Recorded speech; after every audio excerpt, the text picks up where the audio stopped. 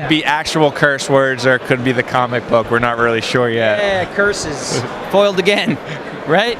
Yeah, like that. That's the curses. You know, we didn't ask you. What is this like? Rated TVMA or It could be. rated E for everyone? Let's make it E. Let's make it E for everyone. E for everyone. Let's make their hosting company kick them off their hosting for violating their terms of service.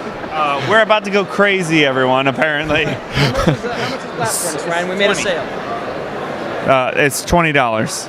For everyone who's listening. So, curse words. I'm kind of curious how the idea came about, how you guys came together. Was it one person had the idea, reached out? Was it something you guys working together just kind of came up with? Especially when you have a character name, I hope I'm pronouncing this right, Wizord? Wizord. Wizord, like Megazord, right? Yeah. I mean, I think Wizord would say that Megazord is named in honor of him. Yeah.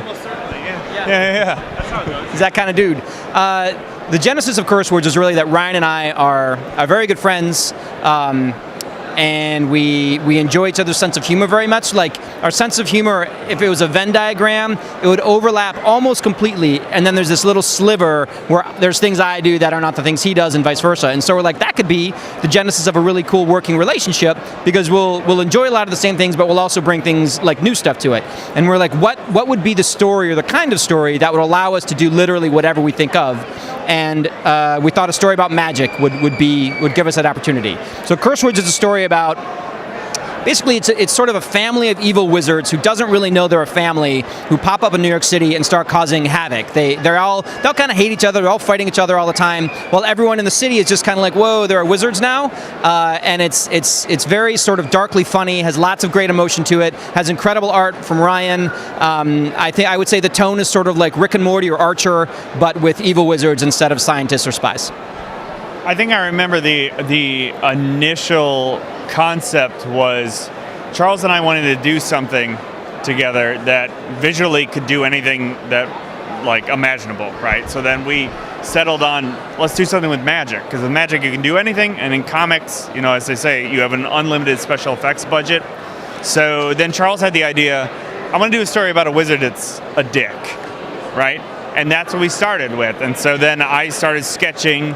I came up with a design for Wizord, and I drew a little koala, and then he figured out who the koala was going to be. So then we went back and forth, and it was a very much an organic process of figuring out what this book was going to be. Originally, the title was Wizord, and to the point where I made a logo for it, and Wizord came from. It was originally called a Wizord. It was a wizard and a sword combined into one word, and it was really fun, but no one knew how to pronounce it. So, yeah.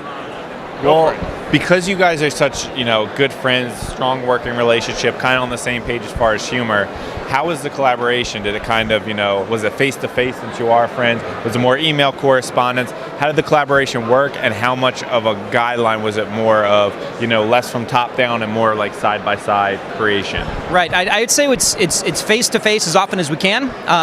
We love hanging out together when we can, so there's a lot of times we'll be at conventions and we'll sit together like this, or we'll make sure that we make time to go have drinks or dinner or whatever we can do. We actually spent a month in a van together last summer. We went on a road trip. Yeah, we did. We went on a road trip, kind of like a band goes on tour. So we rented a van and we painted it all up, or decorated it all up, like a 1970s Wizard van, right? Like with art from the book.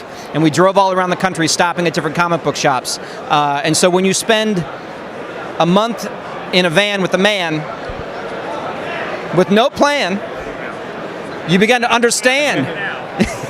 You ruined it. I had a whole thing. We got to spend a lot of time together and work on the book and just sort of, before we did that, we said this is either going to destroy the book or it's going to make the book 20 times better. And I think it made it a lot better. What he said. Is there any future plans for the series or possible other series that might not be associated with this, that you two plan on working together in the future? Well, the series is an ongoing, so it's going to go for a little while longer for sure. I'm working on issue 18 right now.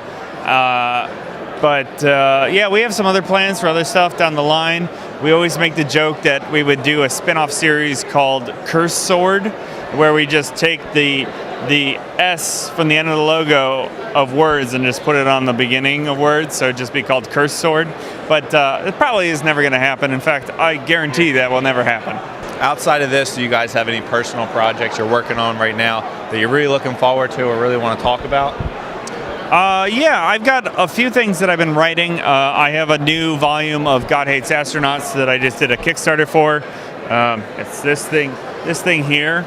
It's a hardcover book that I did a Kickstarter for that you can get on my Etsy store, but it's basically a bunch of short stories from the narrator of God Hates Astronauts, 3D Cowboy, who is currently in prison.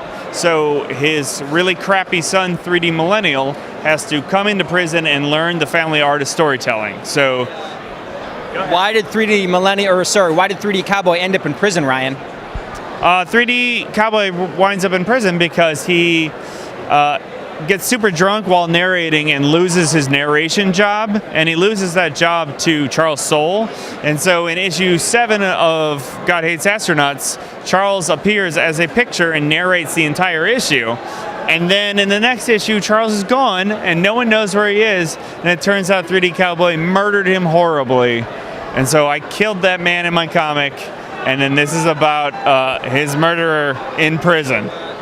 There was obviously no working out of aggression in that beat. There was no sort of subconscious desires being worked out there. I felt so strange about it. I felt so strange about it, and I was like, man, this is really, really weird. But as God Hates Astronauts was progressing, and I knew that the series was going to end at 10, so I wanted to do all the weird ideas, meta ideas that I could, and definitely having a photograph narrate it, that was pretty all right.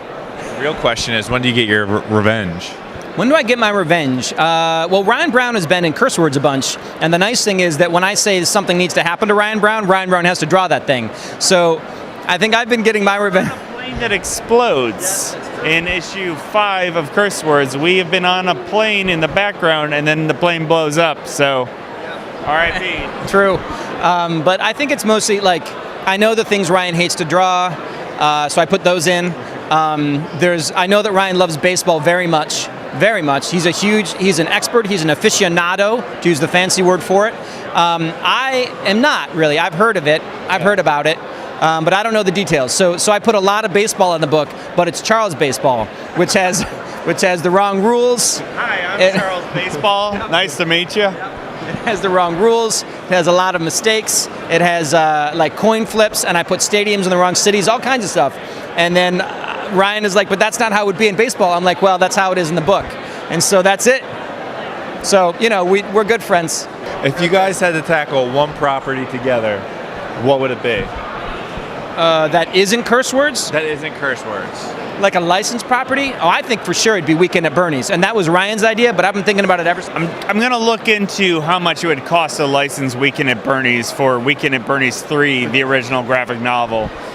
Because I think there's a lot you can do there with a dead man who's been cursed by voodoo to like dance and stuff in number 2. I got to rewatch number 2 before I really plan out what happens in 3. But I think Bernie goes to space or something.